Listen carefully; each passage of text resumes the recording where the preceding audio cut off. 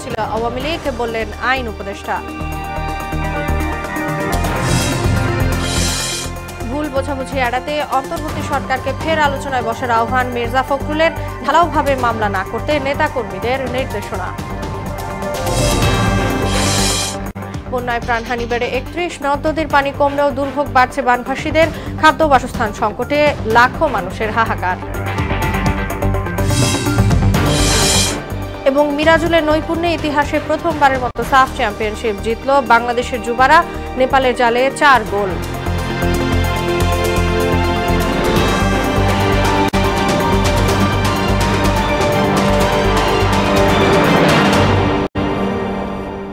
আসসালামু আলাইকুম, সবাইকে মোহনা সংবাদে স্বাগত। শুনছিলেন শিরোনাম, সঙ্গে আছি তাসনুমা বিনতে তাহের। এবার বিস্তারিত। অবশেষে বাতিল করা হলো জামায়াত ইসলামী ও ইসলামী ছাত্র শিবিরের রাজনীতি নিষিদ্ধের আদেশ। এ সংক্রান্ত প্রজ্ঞাপনও জারি করেছে সরকার। এদিকে নিবন্ধন ফিরে পেতে আগামী সপ্তাহে আপিল করার কথা জানিয়েছেন দলের আইনজীবী অ্যাডভোকেট শিশির মনির। আর আইন উপদেষ্টা ডক্টর আসিফ নজরুল জানান, গণ অভ্যুত্থানকে দমন করতে জামায়াত শিবিরকে নিষিদ্ধ করেছিল আওয়ামী লীগ। এটা রাজনৈতিক অপকৌশল। আরও জানাচ্ছেন নাসির উদ্দিন। কোটা বিরোধী আন্দোলন ঘিরে জুলাই আগস্টে দেশ জুড়ে ব্যাপক সংঘর্ষ আর হানাহানি। এর পেছনে ইন্ধনের অভিযোগ তুলে গেল ১ আগস্ট জামায়াতে ইসলামী ও ছাত্র শিবিরকে নিষিদ্ধ করে স্বরাষ্ট্র মন্ত্রণালয়। তীব্র গণ আন্দোলনের মুখে ৫ আগস্ট শেখ হাসিনা সরকারের পতনের পর অন্তর্বর্তী সরকার গঠন হলে আলোচনায় আসে নিষেধাজ্ঞা প্রত্যাহার বিষয়টি। হয়েছেও তাই। স্বরাষ্ট্র মন্ত্রণালয় জারি করা আগের প্রজ্ঞাপন প্রত্যাহার করা হয়। রাষ্ট্রপতির আদেশে জারি করা নতুন এক প্রজ্ঞাপনে জামাত শিবির নিষিদ্ধের আদেশ বাতিল করা হয়। জামাত শিবির সন্ত্রাসী কর্মকাণ্ডের সঙ্গে জড়িত মর্মে যে অভিযোগ করা হয়েছিল, এই মর্মে তদন্ত সাপেক্ষে কোনো সত্যতা খুঁজে পায়নি। সকল প্রক্রিয়া সম্পন্ন হয়ে এই বিষয়টি সিদ্ধান্ত গৃহীত হয় যে অতীতে যে প্রজ্ঞাপনটি জারি করা হয়েছিল, এই প্রজ্ঞাপনটিকে বাতিল ঘোষণা করা হয়। দলের নিবন্ধন ও প্রতীক ফিরে পেতে আগামী সপ্তাহে আপিল করা হবে বলে জানান দলটির আইনজীবী শিশির মনির। জুলুম করাটা উচিত নয়। যাকেই জুলুম করবেন তার প্রতি মানুষের যে আবেগ, অনুভূতি এবং দুর্বলতা জালিমের প্রতি বেশি থাকে না। যিনি জুলুমের শিকার হন, মজলুমের প্রতি মানুষের আবেগ বেশি হয়। এ নিয়ে সচিবালয়ে কথা বলেন আইন উপদেষ্টা ডক্টর আসিফ নজরুল। বলেন, জামাতকে নিষিদ্ধ করার মতো অপরাধ পাওয়া যায়নি। তারা এই ছাত্র জনতার গণ অভ্যুত্থানকে সন্ত্রাসী কর্মকাণ্ড, জামাত, বিএনপি, জঙ্গিদের সন্ত্রাস এইভাবে আখ্যায়িত করে এই আন্দোলনকে নির্মমভাবে দমন করার চেষ্টায় রত ছিল। আওয়ামী লীগকে দল হিসেবে নিষিদ্ধ করা সমীচীন হবে না বলেও মনে করেন আইন উপদেষ্টা। ব্যক্তিগতভাবে আমি মনে করি কোনো রাজনৈতিক দলকে নিষিদ্ধ করার পক্ষে আমি না। নাসির উদ্দিন, মোহনা সংবাদ, ঢাকা। যে কোনো ধরনের ভুল বোঝাবুঝি এড়াতে অন্তর্বর্তী সরকারকে আবারও রাজনৈতিক দলগুলোর সঙ্গে আলোচনায় বসার আহ্বান জানিয়েছেন বিএনপি মহাসচিব মির্জা ফখরুল ইসলাম আলমগীর। তিনি বলেন, জনগণ ও ব্যবসায়ী সমাজ দেশে গণতান্ত্রিক ও নির্বাচিত সরকার চায়। চেয়ারপারসনের গুলশান কার্যালয়ে এক ব্রিফিংয়ে তিনি কথা বলেন। ঢালাওভাবে মামলা না করতে নেতাকর্মীদের নির্দেশ দেন বিএনপি মহাসচিব। এমআর আসাদের প্রতিবেদন। গুলশানে চেয়ারপারসনের রাজনৈতিক কার্যালয়ে দলের স্থায়ী কমিটির সিদ্ধান্ত ও সমসাময়িক বিষয়ে কথা বলেন বিএনপি মহাসচিব মির্জা ফখরুল ইসলাম আলমগীর। জানান, দলের প্রতিষ্ঠাবার্ষিকীর জন্য বরাদ্দ অর্থ বন্যা দুর্গতদের সাহায্যে ব্যয় করা হবে। এই কর্মসূচিকে একেবারে এই মুহূর্তে বাতিল করে সেখানে যে অর্থ ব্যয় হওয়ার কথা ছিল, সেই অর্থটা আমরা আমাদের ত্রাণ তহবিলে দিয়ে দেব। ছাত্র জনতার বিপ্লবকে ব্যর্থ করার ষড়যন্ত্র চলছে উল্লেখ করে সবাইকে ঐক্যবদ্ধ ও সতর্ক থাকার আহ্বান জানান তিনি। বিদেশ থেকে, বিশেষ করে পার্শ্ববর্তী ভারত থেকে এমন কতগুলো প্রচারণা চালানো হচ্ছে, যে প্রচারণাগুলোর দিকে যেন বাংলাদেশের যে বিপ্লব সেটাকে তারা নস্যাৎ করতে চায়। সাংবাদিকদের প্রশ্নের জবাবে বিএনপি মহাসচিব বলেন, নির্বাচনের জন্য সরকারকে যৌক্তিক সময় দিতে চায় বিএনপি। এ বিষয়ে রাজনৈতিক দলগুলোর সঙ্গে দ্রুত আলোচনার তাগিদ দেন তিনি। ইন্টারিম গভর্নমেন্ট তাকে সেই যৌক্তিক সময় অবশ্যই দিতে হবে। তার জন্য সকল প্রকার কোঅপারেশন, সহযোগিতা কিন্তু আমরা এখন পর্যন্ত করে চলেছি, করব। যতদিন আমরা মনে করি যে সরকার রাইট ট্র্যাকে থাকবে, অবশ্যই আমরা সেটা করবো। ওনারা কি চান, জনগণ কি চায়, একটা আলোচনা হতে হবে। তো সেই আলোচনার জন্য আমরা বলেছি যে সংগ্রাম হওয়ার প্রয়োজন।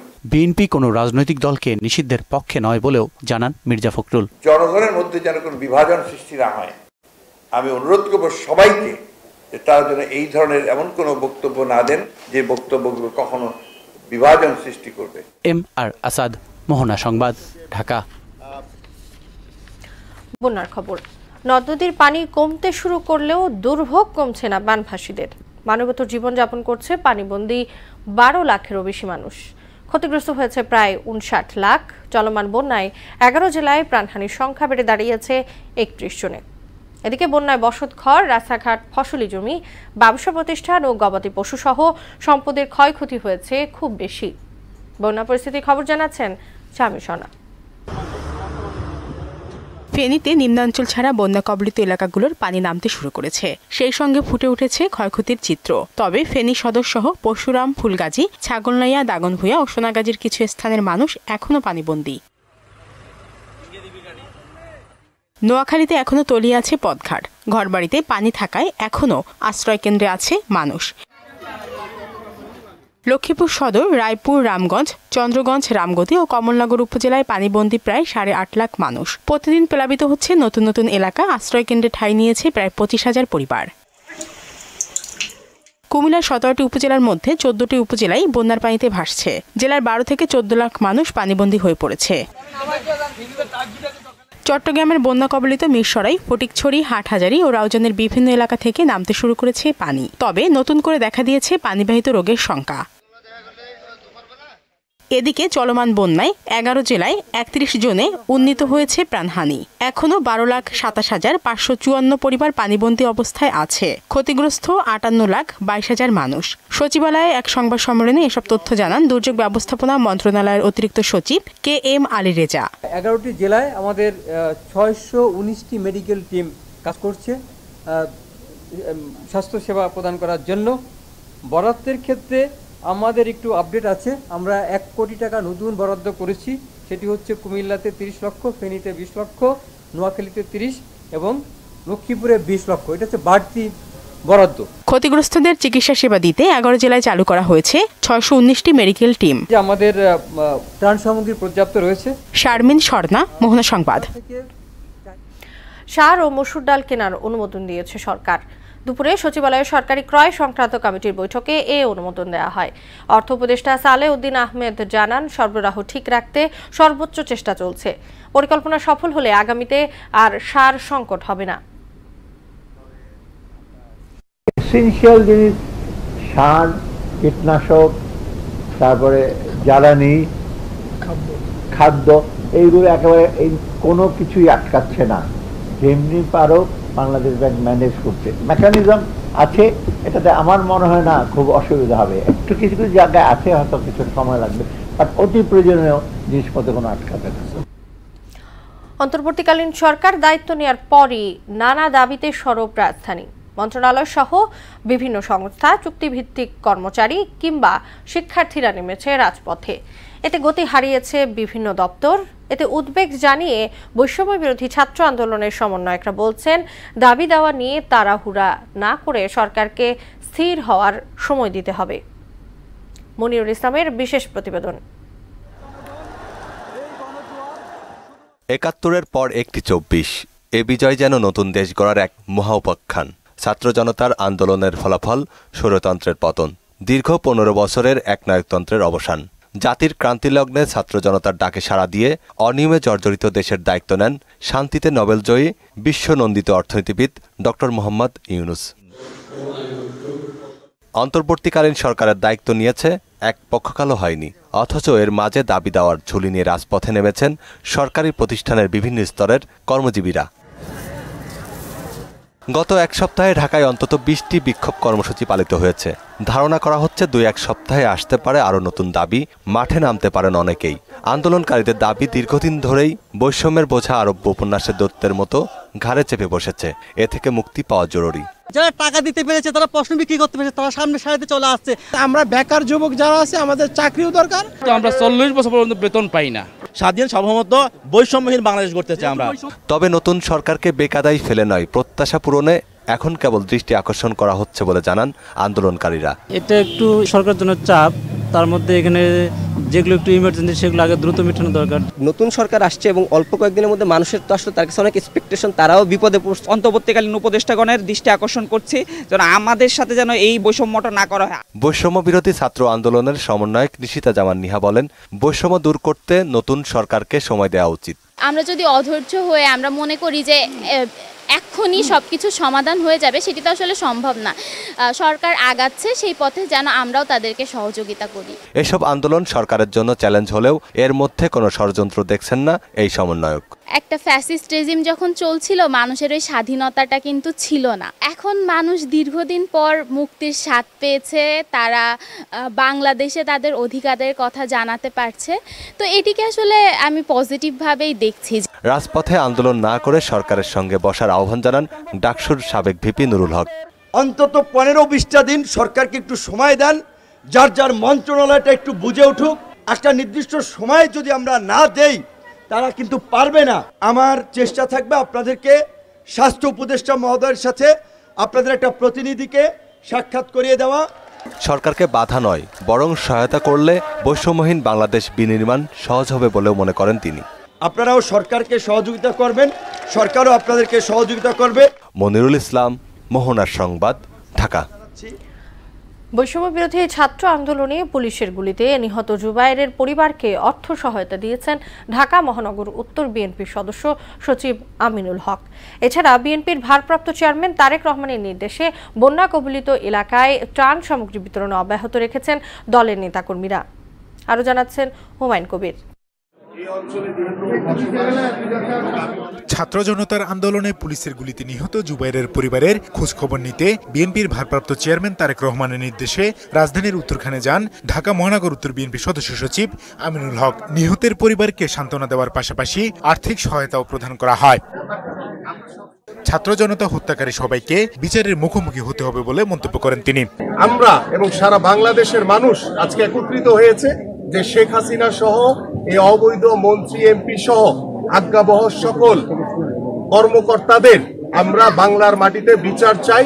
এদিকে বিএনপির ভারপ্রাপ্ত চেয়ারম্যান তারেক রহমানের নির্দেশে নোয়াখালী সদর উপজেলা বিভিন্ন এলাকায় বন্যার্তদের মাঝে ত্রাণ সামগ্রী বিতরণ করে ঢাকা মহানগর পূর্ব ছাত্রদল। এই সময় নোয়াখালী জেলার ছাত্রদল ও স্থানীয় নেতাকর্মীরা উপস্থিত ছিলেন। সংগঠনের আহ্বায়ক শেখ খালিদ হাসান জেকি বন্যার্তদের ত্রাণ সামগ্রী অব্যাহত রাখার কথা বলেন। প্রিয় নেতা আগামী দিনের রাষ্ট্রনায়ক দেশনায়ক জনাব তারেক রহমান আমাদের নির্দেশনা দিয়েছেন বাংলাদেশ জাতীয়তাবাদী ছাত্রদল সহ বিএনপি সহ সকল অঙ্গ সংগঠনকে নোয়াখালী সহ যে সকল জেলাতে যে সকল অঞ্চলে বন্যা হয়েছে সেই সকল এলাকার বন্যার্তদের মানুষের পাশে দাঁড়ানোর জন্য। অন্যদিকে নোয়াখালী সেনবাগ উপজেলায় বিভিন্ন ইউনিয়নে বানভাসীদের মাঝে জনছায়া মানব কল্যাণ সংগঠনের পক্ষ থেকে ত্রাণ সামগ্রী বিতরণ করেন ছাত্রদল কেন্দ্রীয় কমিটির যুগ্ম সাধারণ সম্পাদক মীর ইমরান হোসেন মিথুন সহ সংগঠনের নেতারা। হুমায়ুন কবির, মোহনা সংবাদ। যেকোনো মূল্যে বিদ্যুৎ এবং জ্বালানি খাতে দুর্নীতি বন্ধ করার হুঁশিয়ারি উচ্চারণ করেছেন বিদ্যুৎ, জ্বালানি ও খনিজ সম্পদ উপদেষ্টা মোহাম্মদ ফাউজুল কবির খান। পেট্রোবাংলা সম্মেলন কক্ষে কর্মকর্তাদের সাথে বৈঠক শেষে তিনি আরও বলেন, এখন থেকে উন্মুক্ত প্রতিযোগিতার মাধ্যমে জ্বালানি কেনা হবে। প্রয়োজন অনুযায়ী প্রকল্প নেওয়া হবে। গণশুনানির মাধ্যমে বিদ্যুৎ এবং জ্বালানির দাম সমন্বয় করা হবে। বিদ্যুৎ ও জ্বালানি বিভাগের কোম্পানিগুলো পুনর্গঠন করে ছাত্র প্রতিনিধি নিয়োগ দেওয়া হবে। জরুরি সেবা বন্ধ করে কোনো আন্দোলন প্রশ্রয় দেওয়া হবে না বলে জানান জ্বালানি উপদেষ্টা। সবাই দুর্নীতিতে আকণ্ঠ নিমজ্জিত। যে আমরা অচিরে যেসব বিদ্যুৎ এবং জ্বালানি খাতে যেসব কোম্পানি আছে সেগুলোর চেয়ারম্যান আমরা বদলে দেব। সচিবরা কোনো কোম্পানির চেয়ারম্যান হবেন না। এখন কিন্তু আপনাকে হাজার হাজার জোড়া চোখ দেখবে এবং আমাদের কাছে সাথে সাথে কিন্তু খবর আসে। এখন এই বিদ্যুৎ বিভাগের বিদ্যুৎ এবং জ্বালানি বিভাগের কোম্পানিগুলোকে পুনর্গঠন করতে স্বার্থের সংঘাত হয়, সেটা রিমুভ করা ছাড়াও আমরা সেখানে ছাত্র প্রতিনিধি অন্তর্ভুক্ত করব। বৈষম্য বিরোধী আন্দোলনের সময় টঙ্গীতে নিহত জসিমের পরিবারকে আর্থিক সহায়তা দিয়েছেন জাসাস কেন্দ্রীয় কমিটির আহ্বায়ক হেলাল খান। এ সময় বলেন, বিএনপির ভারপ্রাপ্ত চেয়ারম্যান তারেক রহমানের নির্দেশে ও জাসাস কেন্দ্রীয় কমিটির সিদ্ধান্ত অনুযায়ী বৈষম্য বিরোধী আন্দোলনের সময় যারা আহত বা নিহত হয়েছেন তাদের প্রত্যেকের খোঁজ খবর নেওয়া হচ্ছে। নিহতদের পরিবারকে আর্থিক সহায়তা দেওয়া হচ্ছে আর আহতদের চিকিৎসার ব্যবস্থা করা হচ্ছে বলেও জানান হেলাল খান। বিএনপির ভারপ্রাপ্ত চেয়ারম্যান জনাব তারেক রহমানের নির্দেশে আমাদের একজন সহযোদ্ধা জসিম উদ্দিন তার পরিবারের সাথে দেখা করতে এসেছি, তার মার সাথে দেখা করেছি, তার দুজন ভাই আছে, ছোট 2 ভাই, তাদের সাথে আমরা দেখা করেছি। আমরা যতটুকু পেরেছি সামান্য সহযোগিতাও তাদেরকে করেছি। বাংলাদেশ কারিগরি শিক্ষা বোর্ডের কার্যক্রম সেই বোর্ডের মাধ্যমে হতে হবে বলে জানিয়েছেন রিটকারী আইনজীবী হাসান শাহরিয়ার ও ইফাতারা খানম। এনএসডির যে আইন করা হয়েছে তা কারিগরি শিক্ষার বিপরীত, যা সমস্যার অনেক প্রশিক্ষণার্থীদের সমস্যা তৈরি করছে। আইনজীবীরা জানান, রিটের শুনানি হয়েছে আজ বিজয় 71-এর 4 নম্বর আদালতে, যেখানে বাংলাদেশ কারিগরি শিক্ষা বোর্ডের অধীনেই সব প্রশিক্ষণ কর্মকাণ্ড পরিচালনা করার কথা বলা হয়। কারিগরি শিক্ষা বোর্ডের কার্যক্রম স্বাভাবিক নিয়মে চলার জন্য এবং এনএসডি এর যে আইন করা হয়েছে, যেটি আসলে সমস্যা তৈরি করেছে বাংলাদেশ কারিগরি শিক্ষা বোর্ডের সাথে, সেই আইনটি বাতিল চেয়ে এই রিটটি দায়ের করেছি এবং এই রিটটি আজকে শুনানি হয়েছে। স্বাভাবিক শোকজ দেওয়ার পরে তারা জবাবটা দেওয়ার যে সময়টা থাকবে, সেই সময়টা পর্যন্ত অন্তত বাংলাদেশ কারিগরি শিক্ষা বোর্ড তাদের কার্যকলাপগুলো আবার পরিচালনা করতে পারে। সহজ সেবা নিশ্চিতে অ্যাম্বুলেন্স থেকে প্রাইভেট কার ক্যাটাগরির আয়কর বন্ধ সহ 6 দফা দাবি জানিয়েছে বাংলাদেশ অ্যাম্বুলেন্স মালিক সমিতি। রাজধানী গ্রিন রোডে সমিতি কার্যালয়ের বিশেষ সভায় দাবি দেওয়া তুলে ধরা হয়। অ্যাম্বুলেন্সের জন্য জাতীয় নীতিমালা প্রণয়ন সহ হাসপাতালে টোল ফ্রি পার্কিং সুবিধা, গ্যাস রিফিল অগ্রাধিকার, সড়কে হয়রানি ও চাঁদা বন্ধ করতে অন্তর্বর্তী সরকারের কাছে দাবি জানান সংগঠনের নেতারা। সভায় মমিন আলী ও ওমর ফারুক বাবু সহ 4 জনকে সমন্বয়ক করে 15 সদস্যের কমিটি গঠন করা হয়। বন্যার্তদের পাশে দাঁড়িয়েছে এশিয়াটিক 360 পরিবার। এর আওতায় প্রতিষ্ঠানের সদস্যরা একদিনের বেতনের সমপরিমাণ অর্থ দিয়ে তহবিল গঠন করেন। একই সাথে গ্রুপের অন্যান্য প্রতিষ্ঠানের পক্ষ থেকেও সমপরিমাণ অর্থ দেওয়া হয়। প্রাপ্ত অর্থে বন্যার্তদের জন্য খাবার, সুপেয় পানি, চিকিৎসা সামগ্রী কিনতে পুরো অর্থ পৌঁছে দেওয়া হয় অন্তর্বর্তী সরকারের প্রধান উপদেষ্টার ত্রাণ তহবিলে। এশিয়াটিক 360 জাতির বিভিন্ন দুর্যোগে সহায়তা হাত বাড়ায় বলে জানান কর্মকর্তারা। বন্যা দুর্গত ফেনী, লক্ষ্মীপুর, কুমিল্লা, নোয়াখালী জেলার প্রায় 10,000 পরিবারকে বিশুদ্ধ পানি, ওষুধ, শুকনো খাবার সহ নগদ অর্থ সহায়তা দিয়েছে এনআরবিসি ব্যাংক। এনআরবিসি ব্যাংকের পক্ষ থেকে ঝুঁকি ব্যবস্থাপনা কমিটির চেয়ারম্যান ও পরিচালক AK মোস্তাফিজুর রহমান, পরিচালক লকিয়াতুল্লাহ ও ডিএমডি হারুনুর রশিদ সহ ব্যাংকের বিভিন্ন পর্যায়ে ঊর্ধ্বতন কর্মকর্তা ক্ষতিগ্রস্তদের বাড়ি বাড়ি গিয়ে ত্রাণ সহায়তা পৌঁছে দেন। শেষ করব মোহনা সংবাদ, যাওয়ার আগে শিরোনামগুলো জানিয়ে দিচ্ছি আরও একবার।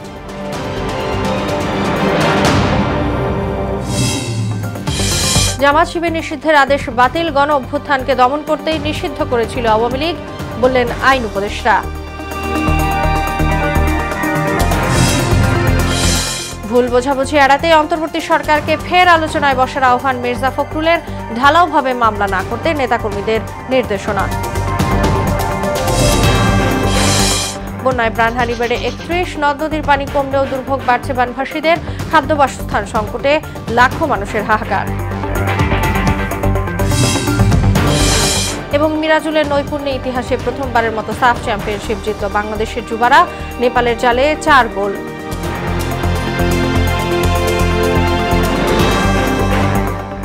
এই ছিল মোহনা সংবাদে। পরবর্তী সংবাদ রাত 12টায়। মোহনা সব শেষ খবর জানতে ভিজিট করুন www.mohana.tv। সংবাদ দেখতে পান ফেসবুক ও ইউটিউবেও। এতক্ষণ সঙ্গে থাকার জন্য সবাইকে ধন্যবাদ।